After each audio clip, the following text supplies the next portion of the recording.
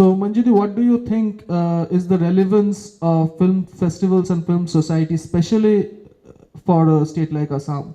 Actually, last 15, 20 years, maybe 15 years, we have been trying to grow these film societies all over northeastern region of the country. Not only Assam, because you may be knowing that after Satyajit Rai, Siddhananda Dasgupta, Padum Borah was one of the very eminent persons, and Jyoti Prasad Agarwala also. They started the first film society in Assam, in Shillong in fact. And then our people, our filmmakers, they came to know about the world scenario of the world films. Otherwise, everybody had the idea of the so-called, melodrama, full of melodrama, those kind of films. Even now, very pathetic to, I'm very sorry to tell, that even now, those kind of films only taking over. I mean, they're still mesmerizing the common people. So it is such a challenge. I have been personally trying. With Janu Borah and all, we have a society also. Then we have with Guwahati Cine Club. They are also quite active. But still, I feel that Guwahati is not only the place to represent the whole of northeastern region of the country. Because we have Shillong, we have Tripura, we have Arunachal Pradesh, we have Nagaland, and we have Mizoram also. Even Sikkim is included nowadays. But very sorry to say that except very few new generation kids, I always tell them kids, you are also a kid for me. So these new generation filmmakers who are exposed to the world films, who are studying in the Pune Institute or in Satyajit Ray Institute or in Prasad Film Institute, they are quite exposed to the film culture. They know what is pure film, they know about it, and they are trying to introduce some kind of very good films. They are making very good films in this region. But there are very few. And for independent filmmakers, it is so difficult to get finance and all, to get producers. In front of me, I have seen so many people, they are making films with 80 lakhs, 1 crore budget. For just one day, they get high for only 1 or 2 days. They will call people, do a huge premiere show, they will invite the ministers and who is who of the city, they will gather in the hall and they will clap as if this will continue in the coming days also, but it does not. Because commercial film, I have seen, it could never leave any impact on the, commercially, earning money and all, because which is a very important aspect maybe for the producers. They could not do that. And on the other hand, the filmmakers who are still starving to make a single film even, we have some people, some very talented boys there from Institute, from Pune or from Satyajit. They're still waiting to get some good producers, but they do not come to finance them. So it is very pathetic. We have tried, we are trying to organize film festivals, film societies. We are trying to back up just to get some people, not only the students from the mass communication or college students just to be present here, but some other rich people who can afford to make a film, so that they will see these films and they will realize that these are the films that we should make, we should promote to introduce ourselves, our region, to the world scenario of the film. So Film Society has, I think, a tremendous role to play, very powerful role to play in making of pure films, I feel. Thank you. So moving on to Kapilashji. So you have been a documentary filmmaker, you have been a film journalist, and you have a lot of exposure to mainstream content and to alternate content. Do you feel that as a filmmaker and as a film lover, that this alternate space is probably the only space to cultivate a different kind of sensibility, and for the future of independent cinema or the future of serious regional cinema, this is something that must go on the film festival culture and the film society culture? Film festivals are no doubt the alternative platform for independent filmmakers, because no regular theater is going to release your film on a regular basis. So it is only the film festivals on which platform like filmmakers like you come up and get some clapping or without it. So, relevance of film society is immense. Unless there had been a film society, I would not have been here today. Today, film societies might have been without their relevance, but then film societies are not without it. They continue, they struggle, they don't make a profit out of it, or they feel sometimes stifled to run it regularly. However, there is a transformation has taken place, like kind of most film societies have come up with a festival. So that has been something we need to watch all over. Not only this time round it is here. And the societies, film societies that were started long back, then the interest was in European films, particularly European classics. Today, most younger generation people, they have access to all kind of films. So this kind of Indian film festival is more relevant to organize than anything else. So what should I tell them? Thank you, sir. We wanted to know this perspective. So I would want a perspective from Satyajit, and especially on the fact that people are saying with internet taking over the entire filmscape and world cinema being available to individuals on their own laptop, why would they even care to come to a film society? Or what is the relevance of film society now, because they have access to everywhere? The culture, nothing, that's a different argument, but they do have access. So what is your take on that? See, 2-3 things. First is the way the film societies were conceived way back in Paris and then in Calcutta and across India, elsewhere in the world. That charter, the charter of the Federation of Film Societies International, that still remains valid. That film societies are going to promote independent cinema, are going to build up a serious engagement at the popular level, mass level, try to create a culture of serious engagement with cinema and explore possibilities beyond the market domain. Cinema as an industry and what it produces, beyond that, what cinema is capable of. I think that charter still is relevant, it still stands, there is no doubt about it. And all societies, film societies, still would go by that charter only. Having said that, there is a tremendous change which has taken place from those days, and especially in the last 20, 25 years possibly, in terms of technology. The point that you're trying to make in terms of everyone has access to cinema earlier, obviously the film societies were the only source to possibly access world cinema or cinema which was not commercially available.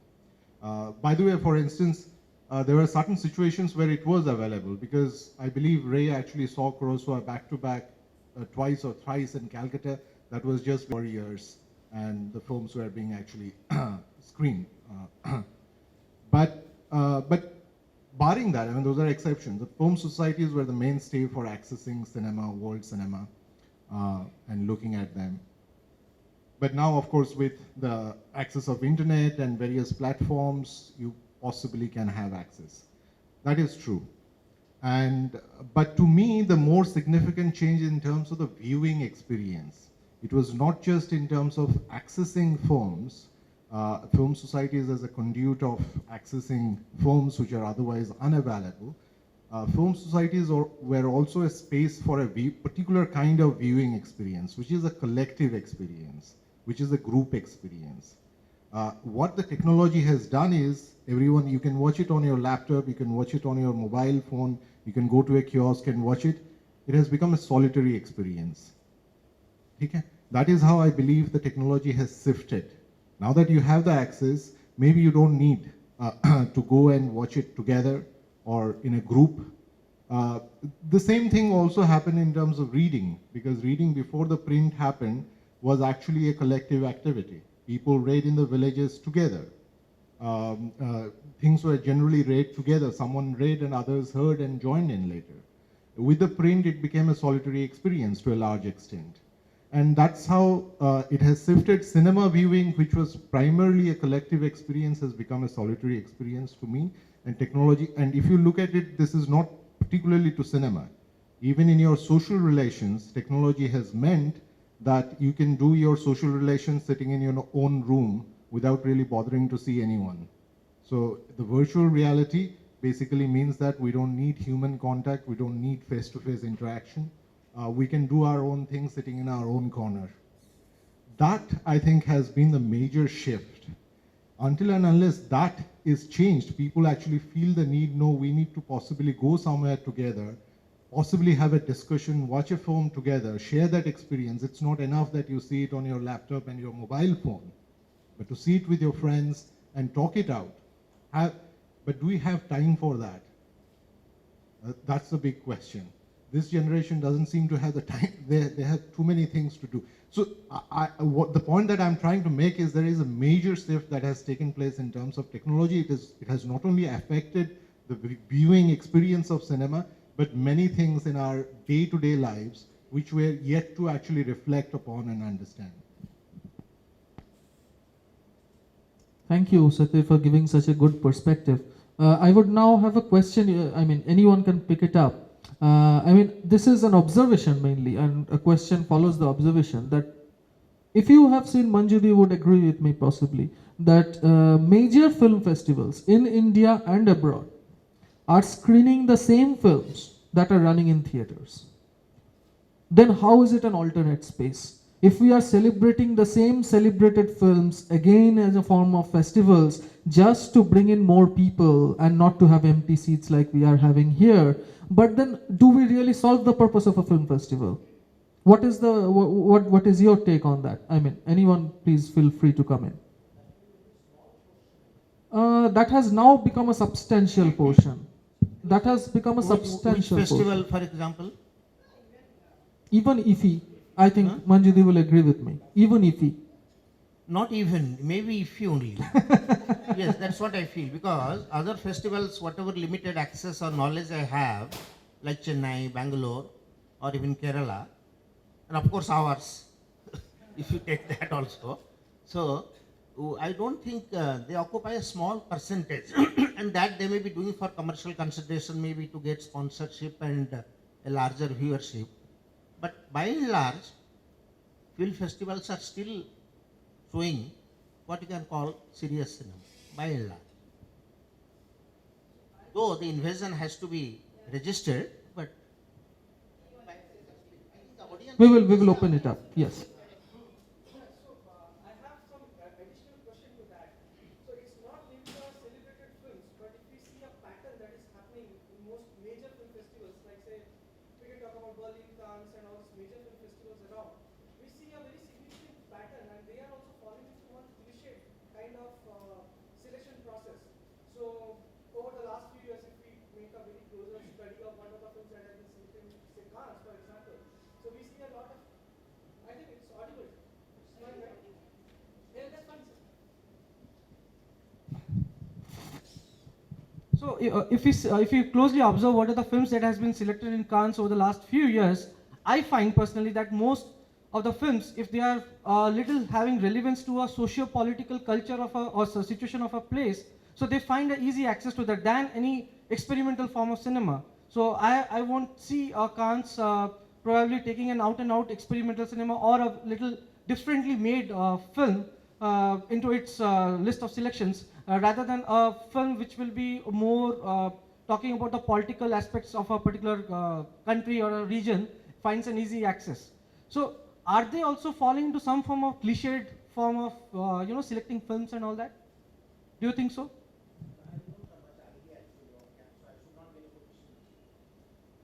I don't know, I will not be able to speak on this because I really do not know what are the kind of films that are screened outside. Any of the panelists, if they would like to yes. speak. I will respond in the same way about Cannes, because you are exposed to, that's why you could able to come up with this idea. But as far as IFI is concerned, since it was moved from Delhi to Goa in 2004, that was a kind of hidden agenda everyone knows. Because Goa is a place which is the backyard of Bombay, and all the stars can come easily and go back easily. So that was the reason they shifted it first to Goa. Then gradually you are seeing that like stars are actually taking over it. So we are not here to talk about IFI and its transformation. So whatever you were asking, and the way you are thinking, that kind of what you told about it, kind of. Most major film festivals, I feel like kind of falling into a cliched form of film selection. How could we draw that kind of a conclusion, cliche, the selection process or whatever? But I think Satya. See, there are again two aspects to it. Film festivals, the way they were possibly again 50 years back, they're not the same right now. And things have changed. One of the aspects of the big change has been that the film festivals have become markets. Or to promote films or to market films, they have opened themselves up. It's basically, it has also become, that dimension of it has become a major point. Good or bad, that's a different issue. But every film festival has become also a marketing space for films. Okay? So which basically means that it's going to be very different from what it used to be when it was not a marketing space. Like for instance, if you look at Cannes in the 50s and the Cannes now, there's a huge difference. In between, of course, the American film studios had taken over all the theaters in France, in Paris. Okay? And so they had to fight a battle against that. And Cannes became basically the center point of it. So that's a huge thing. As far as so it's not cliched, it's going to be problematic. You know, like Berlin, I think last year was a huge problem in terms of the director of the festival and the kind of selection people. The major German filmmakers were up against it, that, you know, the kind of selection that has happened is totally ridiculous, because, you know, it doesn't actually, it's not a good selection from purely cinematic point of view, possibly the point that you're trying to make. But that's basically for the director to defend, but it's not a simple, straightforward story. Any big festival right now would also want to market. It will also have the Bazaar, film Bazaar, like if he has picked up, Cannes has been doing that for a very long time, they will do that. That's one kind of festival, it's inevitable, they will go that way, and that will have certain considerations. So possibly, because you are doing marketing of everything, so in the selection possibly you will, like, you want to say that we are going for very safe choices. That's possible, that could be, that's a hypothesis, I'm not saying that that's the case. That could be one of the hypotheses that you can look at. But so that is one kind of festival, the big ones and whatever. Then there are the state-sponsored, completely state-owned and sponsored festivals, which is IFI, for instance. The classic example is IFI. So that is another kind of festival. And then the third, which is a kind of an emerging thing, they are not big, they're very small, actually tiny, which is what the film society is, because they are possibly not seeing a kind of disappointment with the festivals. There's some sense of disappointment. Maybe the film societies that they're possibly trying to organize some kind of a festival, because in Odisha itself, I think we had Buy Off, which was kind of out of a disappointment of what was going on in Mami in Mumbai. So they had to create an alternative space. But that's very small. That will always remain very small, because film societies cannot grow. And maybe that is a good thing. Everything big is not necessarily, that serves its own purpose, but there is something else that also needs to be looked at. So the whole thing is, you cannot homogenize it and put it into one particular bracket possibly. That's the way one would look at, but it's not easy to generalize. But yes, the big festivals, they have to address certain concerns which are not necessarily to do with films. That is a fact. Thank you. So we are glad that we have Mr. Chandidas Mishra with us. Actually, he was supposed to come. He had a lot of other engagements, but still he found time. Thank you, sir, for coming. So we would want to take your perspective on today's topic, the role of film festivals and film society movement in shaping up regional cinema culture or being an alternate space to alternate voices? I apologize actually, for being so late. I told already that I, in fact, may not be able to attend, but I tried my best, come in time, but was late. Anyway.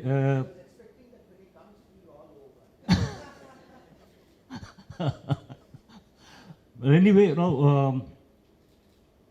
what I may say, since I don't know really what all has been already said, but what I may say may be only a rehash of what has already been said. But nevertheless, I will. Film societies generally have been very important, especially speaking from personal experience. It was in Bhubaneswar, in a Synectasy, one of the early, perhaps the earliest film society in Bhubaneswar. It was in a Synectasy screening that I saw for the first time a foreign film, which was not English, a non-American foreign film.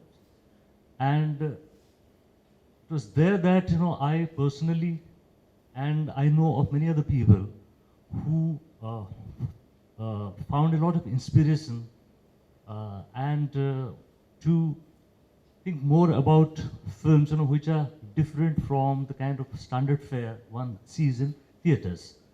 It was for the first time that we came to know that films can be much different from the usual song and dance stuff that we usually saw. And so, in that sense, obviously, film societies, since they have played such an important role in my life, so I believe I've always wanted that, that experience should be shared by many more people, and not only in urban centers, but as we know, in fact, I wrote an article about film societies, and in which I quoted Sri Nirad Mahapatran, who was instrumental in starting this Synectasy. The obvious problems, of course, are that you have to have at least a group of people who are passionate about cinema and who also have the time to work as volunteers, to organize the thing. So those difficulties have stayed, which is the reason why film societies have not really become as popular, or rather, as they have not flourished. That's the word. They have not flourished as much as one would have liked them to. So I remember in my own hometown, many years ago, we started a film society. There were a group of people who thought, I had already gone to the Film Institute, and some of the people thought that we should have a film society here. And there was only one screening. The name was also given, Film Folks. So there was only one screening, Pothir Panchali, not unpredictably. And there were very few people who came to watch the film, and that was the only screening which happened. After that, nobody even mentioned that film society, even there. So it's all very well to have expectations, but we know that for all kinds of reasons, these things don't happen. So I don't know, what more to say. We know, how hard it has been to run even the Film Society of Bhubaneswar. So let's hope that in the contemporary times, where technology has made things much more accessible, more easily accessible, So let there be, a few, one or two film festivals at least, every year. And so that's all I can expect, at the moment, realistically speaking. And well, I don't want to ramble on, Thank you, sir. So, anyone else with any questions? Yeah. I have a little input, like it's like little correction, what Satyajit has told, like Biof was not as a reaction to Mami, but MIP. So that year, like the MIF is biennial and 2004, and then in order to get into MIF, you have to have your film censored. So that year particularly some films by some good filmmakers were not accepted because they have not got the censor certificates. But it was not at all a reaction to MIF also. Because before that, Chandi knows and Sushant and his friends and some of us, and we have been thinking of organizing it, right?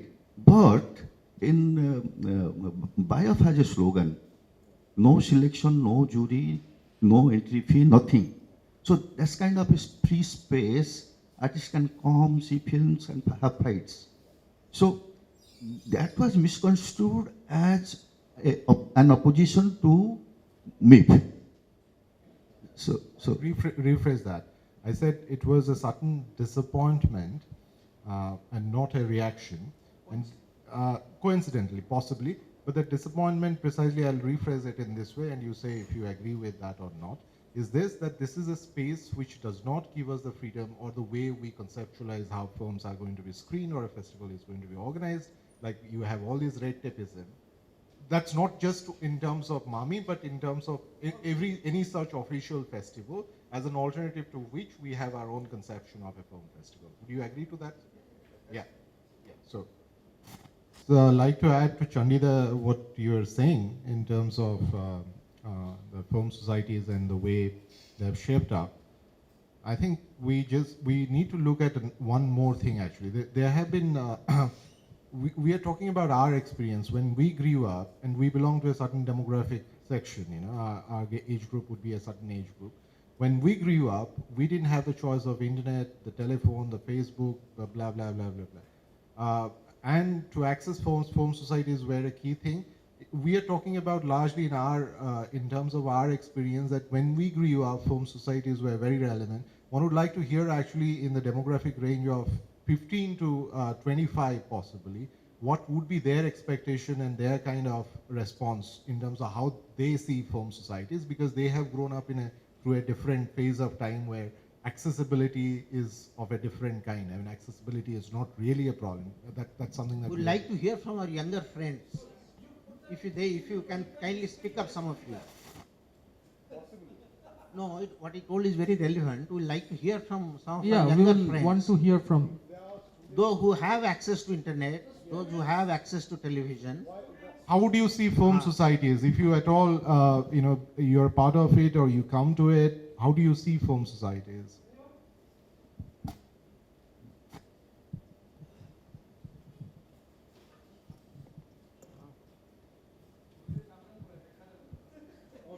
The only person that we found is also an aspiring filmmaker.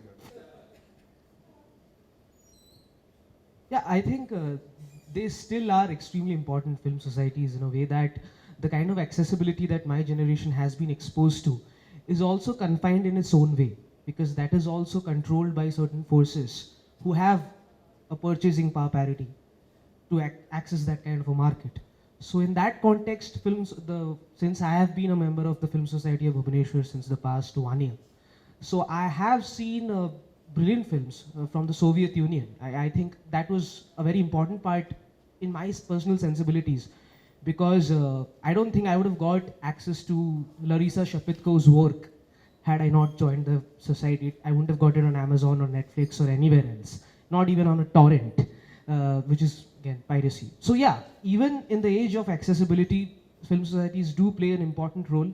I don't know how prolonging that can be in the long run, because I have put in a lot of efforts in the past 1 year to change the process, try and get more people into the society, but then they prefer that market which is controlled, which is accessible. So if somewhere film societies can penetrate that market, of course they don't have the money to do that, but then if that happens somehow, then it would be something else. Yeah. To add to our young friend, I think something that has been completely missed in terms of cinema, when we talk about cinema and we look at film societies, yes, film societies. See, in the beginning phase of film societies, there was, it grew from the interest in films and films beyond what you see in the theater commonly, were through the film societies or the activities of the film societies. Those choices were offered by the film societies. And when over a period of time, 20 years, 15 years, 20 years, 30 years in Calcutta or in Kerala or in other places where film societies movement were very active, and there were states where they were not very active. They couldn't be very active for various reasons, but they were not. So where they were very active, they left a legacy, and that basically has carried forth in terms of an awareness to cinema and of viewing experience, etc., which is still continuing, but it's shrinking, I believe. My point is, in the process, we have forgotten something, and which I have said in various forums, not just in film societies, but also, part of the NCERT curriculum body, that until and unless you bring cinema into the pedagogy, like we talk about when we talk about Indian culture, society, etc., we talk about the arts, the various arts, like the sculptures, the painting traditions, etc., etc. We do not give an exposure to cinema at all, as if cinema does not exist. You just pick up any textbook, any school books, you won't find a decent discussion of the history of Indian cinema. Why wouldn't it be there?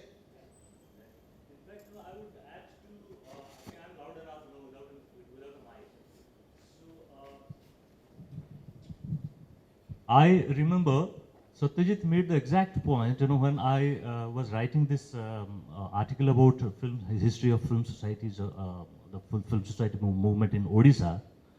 He was making the exact point, in academic institutions, there is a severe lack of any curricular, inclusion of cinema. Because films have traditionally been taken as entertainment, which means something frivolous and even profane. These are the words I've used. So that you have music, you have dance, you have theater, drama, which have painting, and which have far more cultural legitimacy. But films, in films, all kinds of things can be there. There can be kissing, and there can be, nudity, and you never know what you may find in a film. So all these things, and films in general, like I was amazed, when I went to the Film Institute, I never ceased to feel amazed by the fact that movies, which one had to watch by all kinds of, by applying all kinds of subterfuges, sneaking out from the house, and telling lies and so on. Films, it's something which is part of the curriculum, and we are watching films in classrooms. That kind of I never ceased to marvel at that fact. So in academics, that is a very important point, that in academic institutions, movies need to be more included. I would be very specific. I've been making this point for last 20 years. No one has heard me, so that's a different issue. Absolutely. So no one will hear me for the next 20 years. That's. But it's also on and off. I would make another point here, that film societies, have to have a kind of, regular existence, in the sense that they have to have regular screenings and so on. But what I feel is that, more than film societies, let film societies exist. But more than them, what's important is to have at least 2 film festivals. I mean, the film festivals are more important. They're more, perhaps, they're more possible, to organize and because I mean, the kind of things that film society. I mean, we know Film Society of Bhubaneswar screens 2 films every month, and very often there are hardly 25-30 people watching. Whereas in this festival, you have at least 4 days, 5 days, 1 week of festival, and this festivals are, I think, however small they may be, the more important than film societies.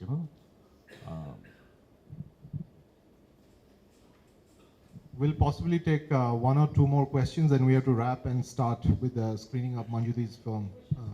So, any questions, anyone?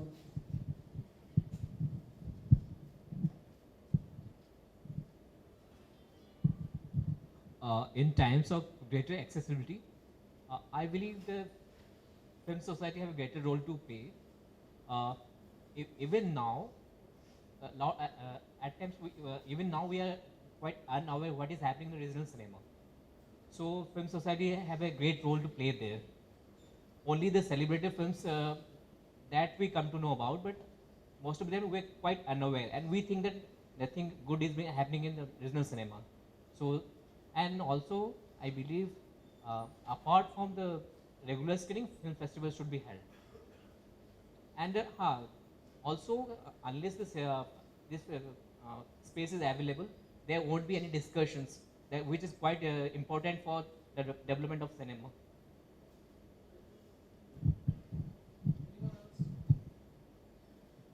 I'm not sure if there are any media friends here from, but through them, like for instance, we have talked about film societies, role of film societies. We haven't talked about the role of the state actually. The state believes, it seems that it has created few bodies, and I think I mentioned that in the write-up to the festival, that you have a Sahitya Academy, you have a Lalit Kala Academy, you have a Sangeet Natak Academy, you have all kinds of academies, because, and that they did serve a very distinct purpose and very sensible purpose, which is like the regional Lalit Kala Academy or Sahitya Academy, they got many of the other regional language literature translated into Odia or vice versa, and which kind of helped people to read each other's literature, and because it was seen as very significant. So, so while that kind of thing is given to literature and dance and drama and other graphic arts, except possibly Kerala, you don't have a Chalachitra Academy in other states actually. Karnataka we have, but very few, barring very few, no state has taken an initiative to, even the central government hasn't thought of it, that there should be actually a body which actually does this kind of a cross connectivity, facilitates a kind of a give and take that happens between the regions and the languages. So I think if it does happen, then it will be a very good thing. I mean, it logically makes sense. If you have for the other things, you should have for cinema, and they should have the regular facility to screen what is happening in Malayali cinema or what is happening in Odia cinema to the other states and the other states here. I mean, that would only make sense. And I believe if there are journalist friends, you should write about it at least. In fact, I would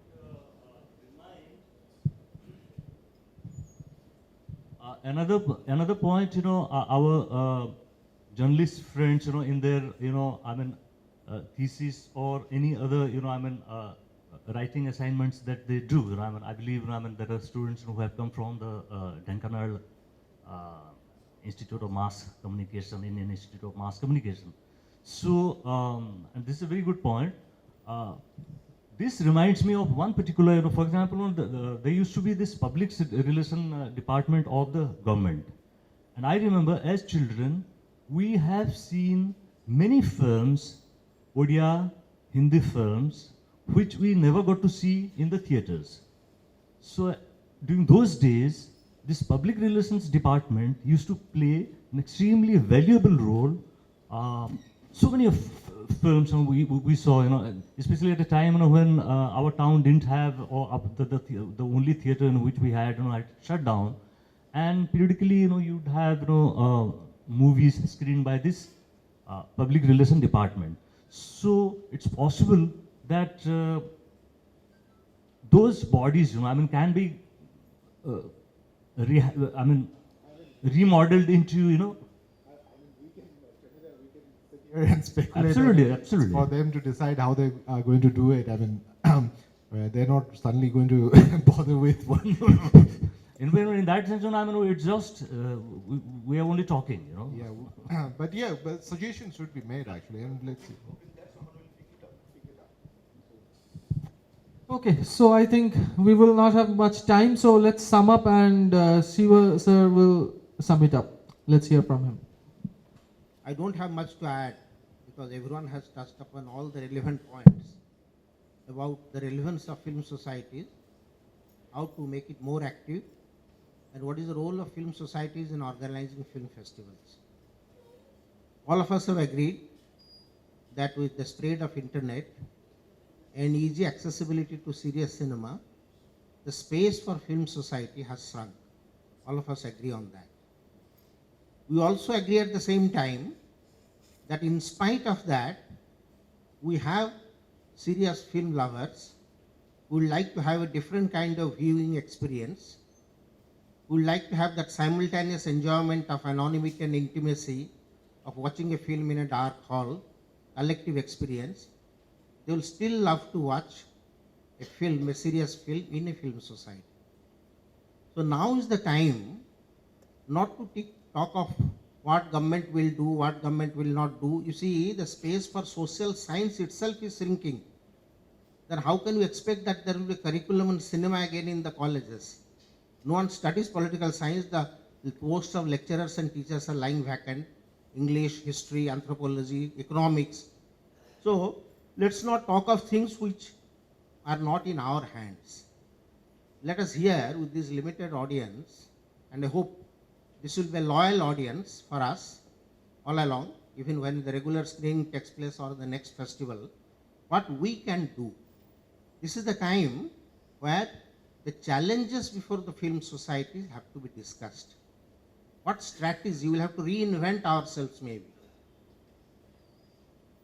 I have only two suggestions. One is we'll have to screen documentaries.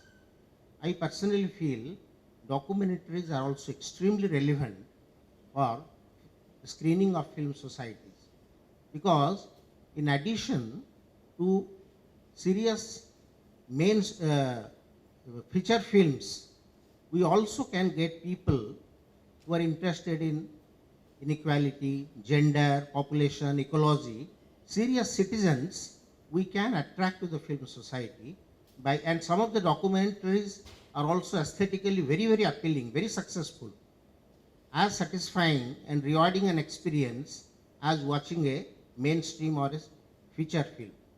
And the second thing, we'll have to reach out to children. That is what I think in the process of organizing this film festival, I used to meet Subhas and Satyajit very often. And one thing I feel very sad, that we are not active, we haven't done anything about children. We can probably, Film Society of Bhubaneswar, let us see after that, we'll take a call, if you can screen films in different schools. Otherwise, most of us agree on the same point, the challenges faced by us, the acute shortage of funds, acute shortage of volunteers, and decreasing viewership. But these are the challenges we'll have to accept. It is now the time has come to accept the challenges and reinvent ourselves. Thank you.